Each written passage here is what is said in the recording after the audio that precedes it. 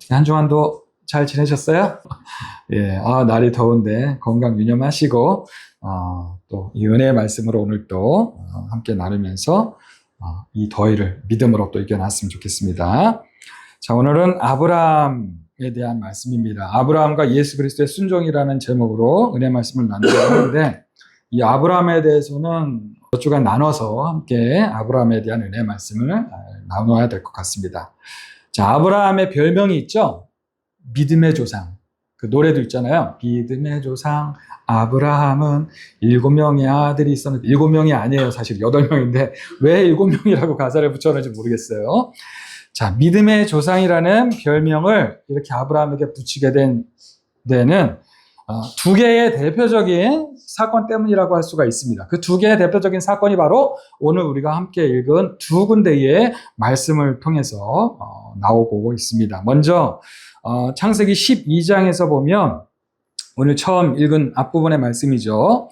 아브라함이 이제 여호와 하나님으로부터 부르심을 받는 장면입니다. 12장 앞에 11장의 바로 앞부분에 보면 셈의 족속과 더불어서 아브라함의 족보를 먼저 소개를 합니다. 아브라함의 본래 이름이 뭐였는지 아시죠? 아브람이었습니다. 아브람. 17장에서 아브라함에게 여러 민족의 조상이 되겠다라고 하나님께서 약속하시면서 많은 무리의 아버지라는 뜻의 이름인 아브라함으로 이름을 바꿔주십니다. 원래 이 아브라함은 높은 아버지, 고귀한 아버지라는 뜻을 가지고 있어요. 하나님께서 아브라함을 아브라함으로 바꿔주셨다는 것은 이제는 아브라함이 자기 자신의 가족들만을 위한 고귀한 높은 아버지가 아니라 장차 아브라함으로부터 나오게 되는 수많은 민족들을 위한 많은 무리의 아버지가 되게 하시겠다라는 것을 말씀하시는 것입니다. 이제는 아브라함 개인의 삶을 사는 것이 아니라 하나님의 언약을 이루는 믿음의 조상으로서의 삶을 살아가도록 하겠다라는 것을 이제 이름을 바꿔주심으로써 하나님께서 말씀해 주시는 것입니다. 자, 아브라함이 이름이 바뀌기 전이니까 아브라함이 하나님께로부터 택함을 받아서 부르심을 받은 배경을 먼저 좀 함께 살펴보도록 하겠습니다. 우리 창세기 11장 26절에서 32절을 같이 한번 읽어보겠습니다. 26절부터 32절까지 좀 길지만 같이 읽겠습니다. 시작. 데라는 70세에 아브라함과 나홀과 하란을 낳았더라. 데라의 족보는 이러하니라. 데라는 아브람과 나홀과 하란을 낳고 하란은 롯을 낳았으며 하란은 그 아비 데라보다 먼저 고향 갈대아인의 우르에서 죽었다. 아브람과 나홀이 장가들었으니 아브람의 아내 이름은 사레며 나홀의 아내 이름은 밀가니 하란의 딸이요 하란은 밀가의 아버지며 또 이스가의 아버지더라. 사레는 임신하지 못함으로 자식이 없었더라. 데라가 그 아들 아브람과 하란을 아들인 그의 손자 롯과 그의 며느리 아브람의 아내 사레를 데리고 갈대아인의 우르를 떠나 가나안 땅으로 가고자 하더니 하란에 이르러 거기 거류하였으며 데라는 나이가 205세가 되어 하란에서 죽었더라.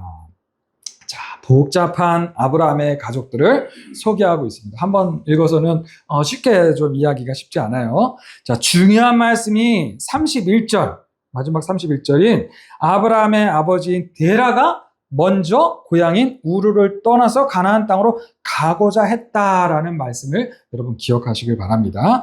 당시에 우르는 최초의 문명으로 알려져 있는 수메르 문명, 세계사 시간에 잘 배우셨는지 모르겠는데 수메르 문명의 중요한 도시국가 중에 하나였습니다. 이 우르라는 곳이. 후대 사람들이 이제 그 지역을 갈대아 사람들이 살고 있다 그래서 갈대아 지역으로 불러서 갈대아 우르라고 이제 창세기에서는 기록을 하고 있다라고 이해를 하시면 되겠습니다. 자, 우르가 도시국가로 막 번성했던 시기를 BC 한 3000년 정도로 이제 학자들이 보고 있습니다. 지도를 한번 좀 보여주실래요? 열심히 준비했어요, 제가. 자, 여기 우르라는 곳이 어딘 줄 대충 아시겠죠? 지금 이라크 남부 쪽이에요. 이게 이제 시내 광야고, 여기 이집트, 애굽이 있고요. 우르가 저쪽 지형입니다. 원래는 바닷가였는데, 세월이 한 3,000년, 4,000년 이렇게 지나다 보니까 퇴적물이 쌓였는지 어떻게 변동이 일어났는지 우르라는 곳이 이제 내륙으로 조금 이렇게 이동을 했습니다. 근데 이 당시 아브라함 당시에는 아마 그 바닷가 쪽이었던 걸로 알려져 있습니다. 이 우르에는 지구라트라는 신전으로 잘 알려져 있습니다. 다시 한 페이지 더 넘겨주실래요? 자, 이게 지구라트인데 이렇게 한 3층 건물로 이렇게 지어져 있습니다. 여기에서 이제 발견된 토판, 이런 여러저러 유적들을 보면 이 우르에서는 정말 많은 여러 우상들을 섬긴 것으로 알려져 있습니다. 특별히 이제 난다라고 부르는 달의 여신을 집중적으로 섬겼다고 이렇게 이야기를 합니다. 그래서 이 지구라트 꼭대기에서 이 난다 여신에게 제사를 지내면서 출산과 풍요를 빌었다는 것이죠. 그러니까 이 우르 사람들에게는, 이 지역 당시의 사람들에게는 하나님을 향한 신앙이 없었다는 것입니다. 아브라함이 태어나서 살던 우르가 바로 그런 우상 숭배의 도시였다는 것이죠. 그런데 그렇게 죄악으로 가득한 그 시대에 이 아브라함이 하나님으로부터 은혜를 입었다는 것을 말씀하고 있는 것입니다.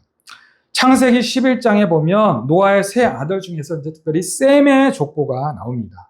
여기에 나오는 이름들은, 이 셈의 족보에 나오는 이름들은 그래도 여호와의 이름을 기억하고서 그 자손들이 여호와를 향한 신앙을 근근히 전해 내려왔던 여호와를 믿는, 하나님을 믿는 대표자들이다라고 할 수가 있는 것이고요. 그러다가 이제 아브라함에게 이르러서는 여호와께서 이제 아브라함에게 이렇게 말씀하셨다는 것이죠. 당시 수많은 사람들과 수많은 민족들 가운데 이 특별히 아브라함을 택하셨다는 것입니다. 노아를 여호와의 은혜로, 하나님께서 은혜로 택하셨듯이 이 아브라함도 하나님께서 은혜로 택하셨다라는 것입니다. 자, 아브라함의 아버지가 데라입니다. 데라. 근데 문제는 이 11장 31절을 보면 데라가 이미 먼저 고향이자 당시에 가장 풍요로운 도시였던 우르를 떠나서 가나안 땅으로 이 데라가 먼저 가려고 했다는 거예요. 12장에서 여호와께서 아브라함에게, 우리가 첫 번째 읽은 본문 말씀이죠. 너는 너의 고향 친척과 아버지 집을 떠나서 내가 내게 보여줄 땅으로 가라 라고 아브라함에게 말씀하시기 전에 이미 11장 31절을 보면 아버지인 데라가 가나안 땅으로 가려고 우르를 향해서 하란까지 지금 왔다는 것입니다. 11장 26절을 보면 데라가 아까 한 번 더 읽었었죠? 몇 살에 아브라함을 낳았다고 했어요? 70살에 아브라함을 낳았다고 했습니다. 그리고 아브라함은 75세에 지금 아버지가 함께 정착하고 있는 이 하란을 떠납니다.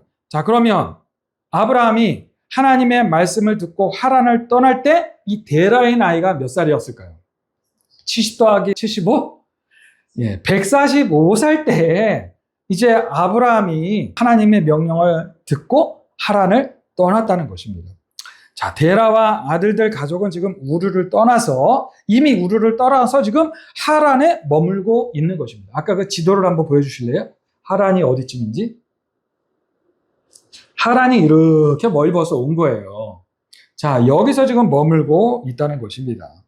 자, 그렇게 아브라함이 아버지 데라와 함께 하란에 머물러 있는 동안에 아브라함에게 나타나셔서 너는 너의 고향과 친척 아버지 집을 떠나서 내가 내게 보여줄 땅으로 가라 라고 하나님께서 말씀하셨다는 것입니다.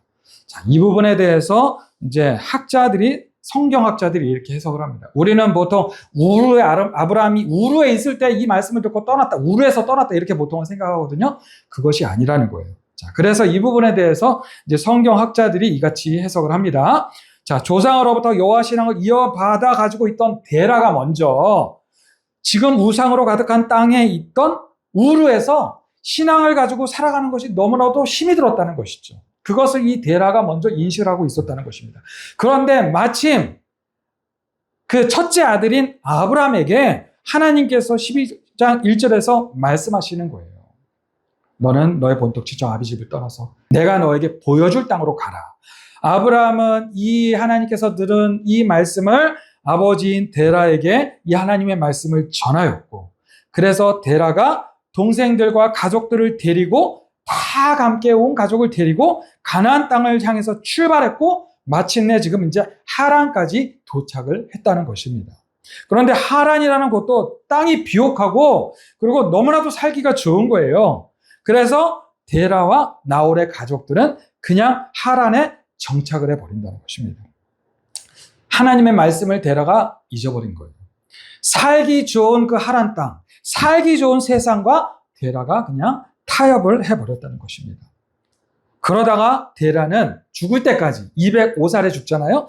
205살까지 살다가 하란에서 숨을 거둡니다. 그래서 창세기 24장에 보면 아브라함의 동생인 나홀의 집안은 여전히 하란에 지금 정착해서 살고 있는 거예요. 그 내용이 나오고, 나중에 이제 아브라함이 가나안으로 가서 이제 이삭을 낳잖아요. 이삭이 결혼을 해야 되는데, 장가를 보내야 되는데 어떻게 해요? 이 장가를 보내기 위해서 이 하란 땅까지 보내는 거예요. 그래서 나홀의 손녀인 리브가를 아내로 그 하란 땅에서 이제 바단 아람이라고 성경에서는 지명이 나오는데 그곳이 바로 하란이에요.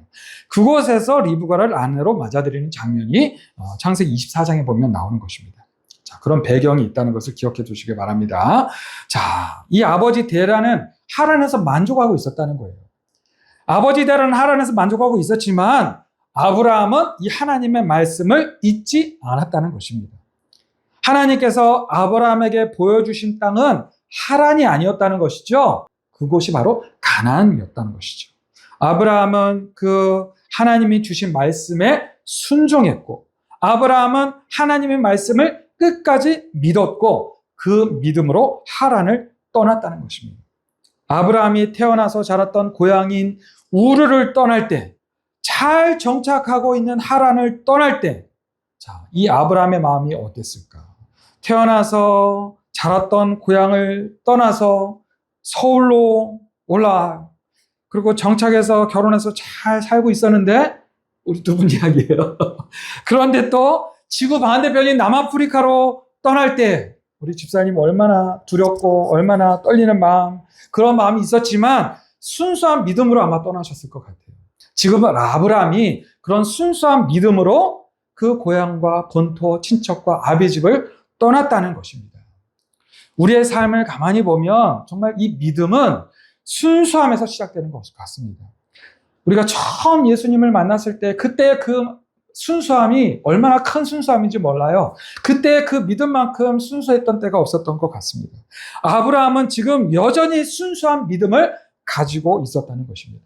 계산적으로 따지지 않고, 계산적으로 지금 여기보다 더 좋은 곳이 어디 있겠어? 이렇게 생각하지 않고 그냥 하나님의 말씀이면 그냥 믿고 보는 그런 순수한 믿음이 바로 아브라함을 이렇게 순종하게 했다는 것입니다.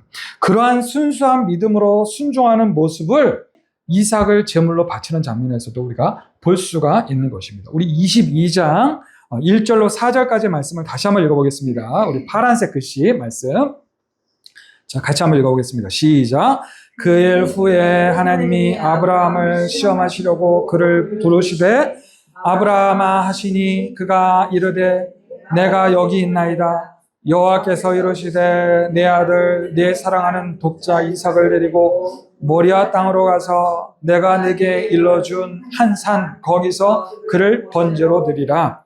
아브라함이 아침에 일찍이 일어나 나귀의 안장을 지우고 두 종과 그의 아들 이삭을 데리고 번제에 썰 나무를 쪼개어 가지고 떠나 하나님이 자기에게 일러주신 곳으로 가더니 제3일에 아브라함이 눈을 들어 그곳을 멀리 바라본지라.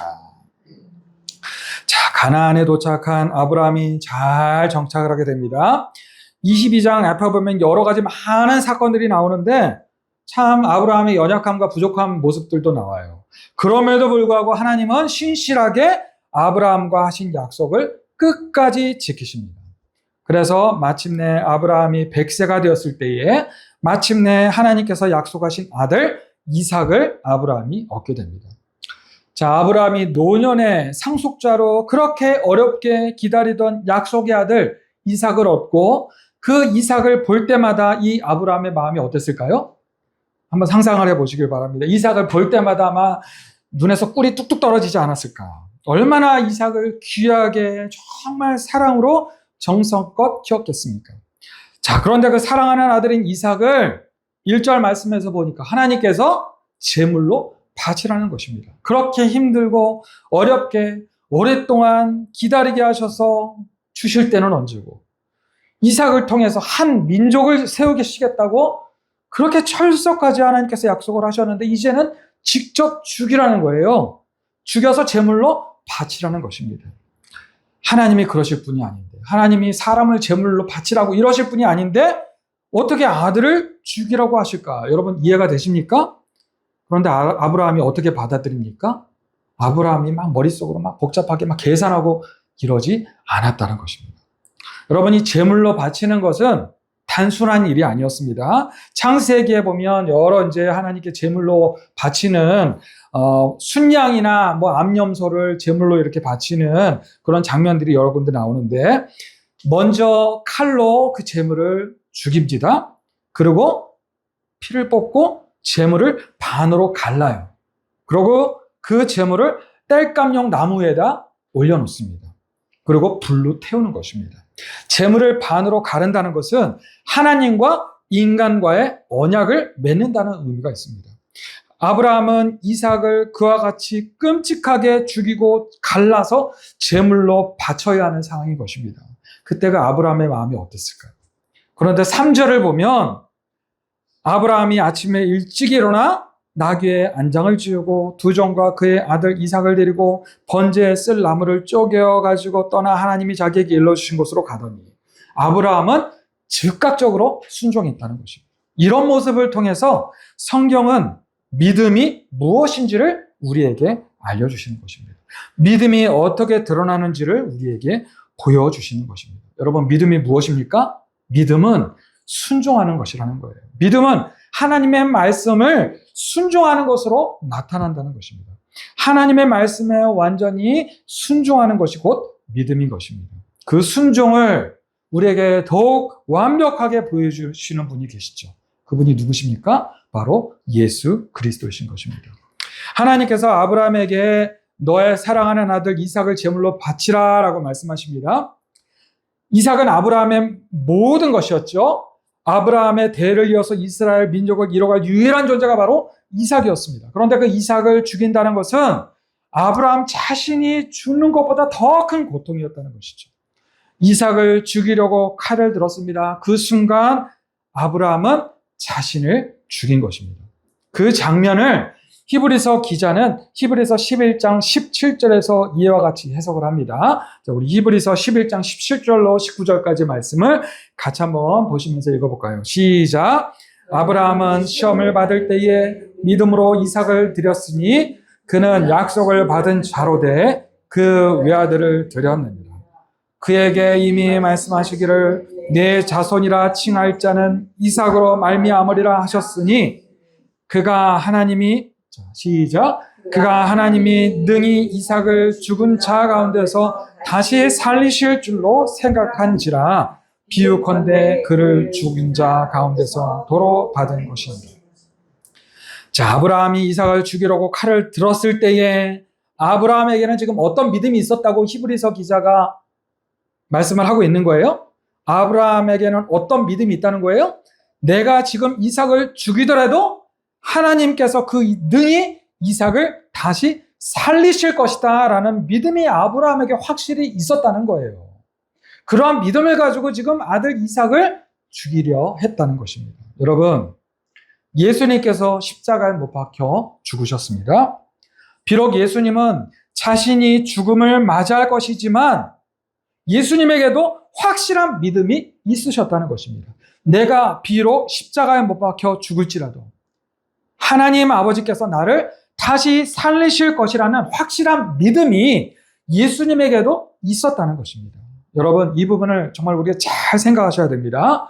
예수님이 하나님의 아들이고 성자 하나님이신데 굳이 뭐 믿음이라는 것이 예수님에게도 있어야 될까라고 우리가 보통은 생각합니다. 그런데 예수님은 하나님의 아들이시기도 하지만 완전한 사람이셨기 때문에 여러분, 이 부분을 잘 듣고 이해를 하셔야 됩니다. 예수님이 하나님의 아들이시기도 하셨지만 완전한 사람이셨기 때문에 이 땅에서 예수님이 사람으로 계시는 동안에는 예수님은 완전한 사람의 심령으로 믿음으로 살아가셔야 하는 우리와 같은 육신을 가지신 존재이셨다는 것입니다. 이 부분을 잘 이해하셔야 합니다. 예수님이 성자 하나님이셨지만 약 33년 동안 유대 땅에서 사람으로 살아가시는 동안에는 완전한 사람의 몸과 마음과 사람의 성정을 가지고 우리와 똑같은 믿음의 삶을 살아가셔야 하는 그러한 존재셨다는 것입니다. 그래서 우리에게 믿음의 완벽한 본과 순종의 완벽한 본을 보여주시기 위해서 이 땅에 오신 분이 바로 예수님이시라는 것입니다.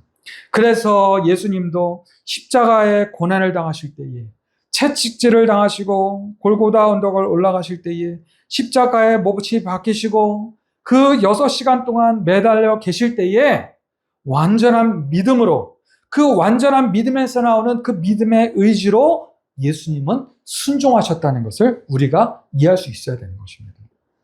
그리고 우리도 그 예수님의 완전한 믿음을 본받고 따라가야 하는 것입니다. 예수님은 하나님의 아들이시니까 가능한 것이지, 이렇게 우리가 단순하게 생각하고 넘어가는 것이 아니라 우리도 예수님처럼 완전한 믿음을 가지고 완전한 순종을 할 수 있을 정도의 믿음을 우리 또한 소망해야 된다는 것입니다. 그리고 그러한 수준의 믿음이 우리에게 가능하다는 것을 성경은 계속해서 이렇게 여러 가지 사람들을 통해서, 에녹을 통해서, 노아를 통해서, 이렇게 아브라함을 통해서, 다윗을 통해서, 그리고 예수님을 통해서, 베드로와 요한과 사도 바울과 초대교회에 숙박당하다가 순교당한 수많은 그 순교자들을 통해서 우리 또한 예수님처럼 완전한 믿음으로 순종할 수 있다는 것을 우리에게 보여주시는 것입니다.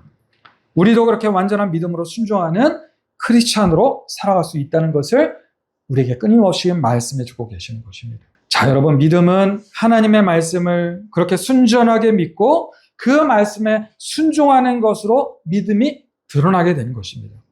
예수님께서 믿음으로 사는 삶이 어떤 삶인지를 완벽한 예를 들어서 설명해 주십니다. 마태복음 18장 3절과 19장 14절 말씀에 말씀하고 있는데 우리 같이 한번 읽어보겠습니다. 마태복음 18장 13절. 자, 시작.